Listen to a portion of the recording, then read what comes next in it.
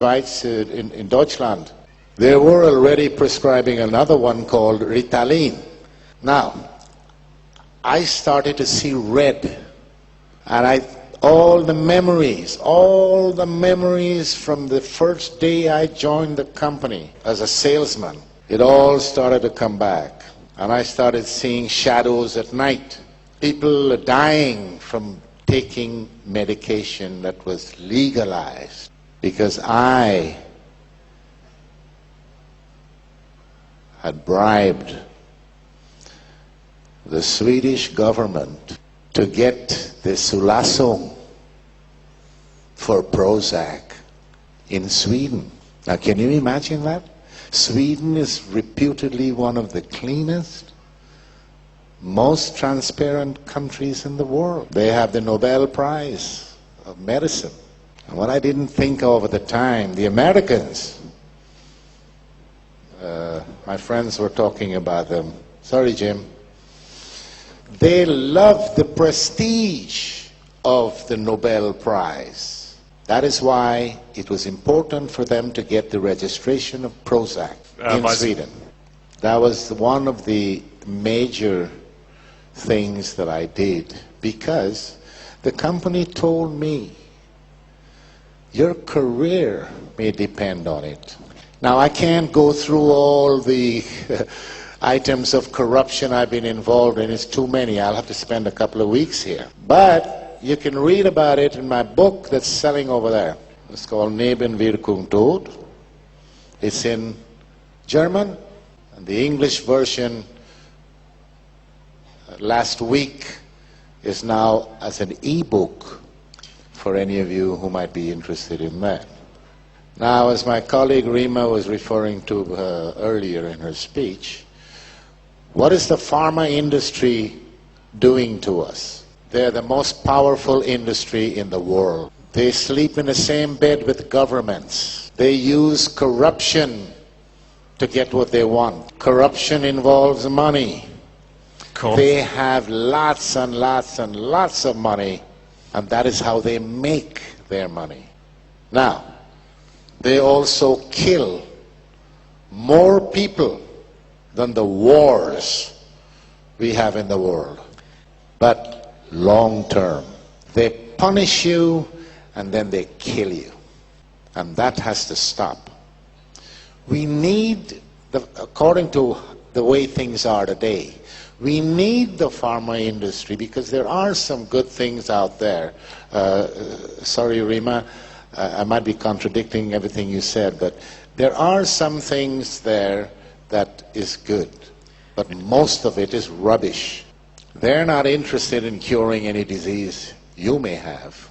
They're more interested in making you get diseases. They're interested in symptomatic treatment.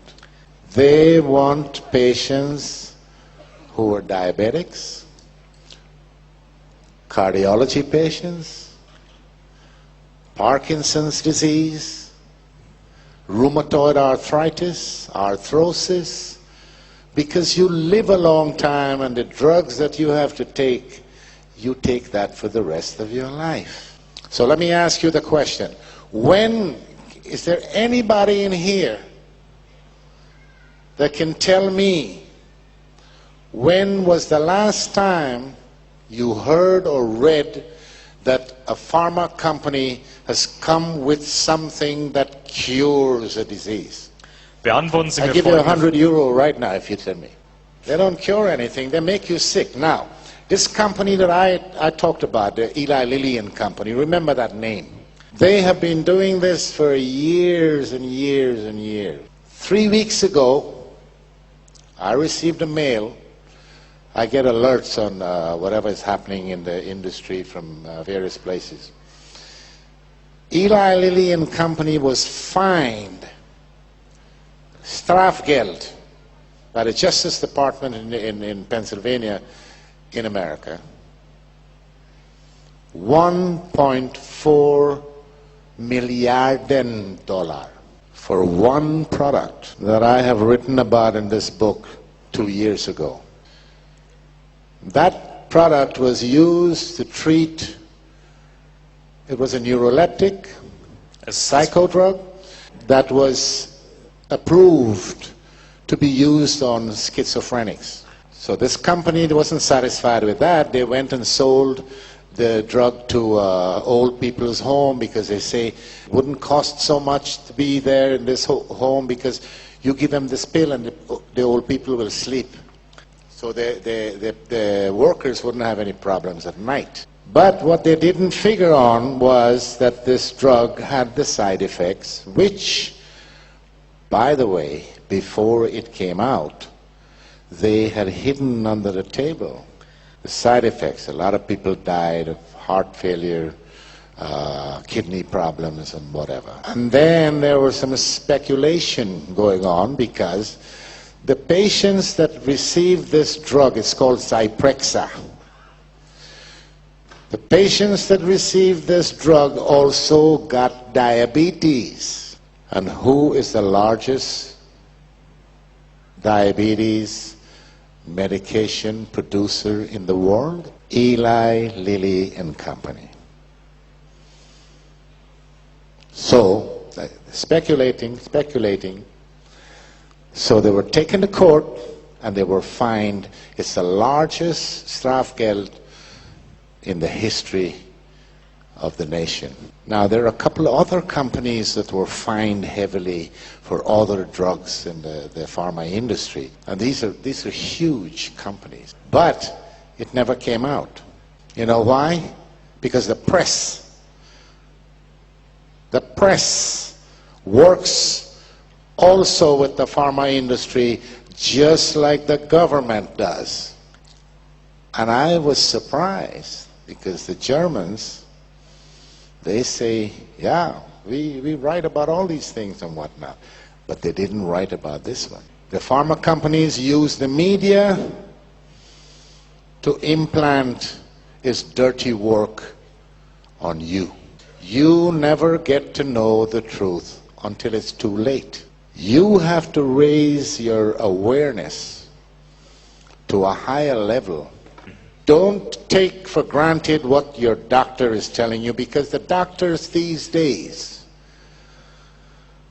let's say during my working half of my life, they don't know much about medicine. And they don't care much about their patients. They think about how much they can get paid. And this is how the pharma industry reigns, stays in power. They buy the doctors. They pick them up when they're in medical school, 4th year, 5th year, pay their tuition, train them. Because the doctors don't get information from anywhere else except the pharma industry. And I know, because when I was a salesman, the pharma company used to tell me, never talk side effects. They taught us something called FAB, F-A-B, features, advantages, and benefits. Don't talk about side effects, that's taboo. I also know that they hide the dangerous side effects because I was in charge of a clinical study for Fluctine or Prozac. When the doctors came rushing into my office one day because we were running a small trial in one of the largest hospitals in Stockholm. The first week they started the trial, 2 of the patients tried to commit suicide. And this is a major side effect of these psychotropic drugs. We call them the SSRIs, selective serotonin reuptake inhibitor. That's the long fancy. It's called akathisia. The pharma industry, by law, is not obliged to give out information like that. Their friends in Washington made sure of that. Do you know that George Bush's father was on the board of directors of Eli Lilly and Company? One of the political advisors in the George Bush administration, a guy called Mitch Daniels, he was a vice president with Eli Lilly. Do you know that Rumsfeld, he was a vice president in the pharma industry. My boss, former boss, the guy who was 2 steps ahead of me. He was the vice president in London. He later became the CEO and chairman of the board of Eli Lilly and Company. He was made a member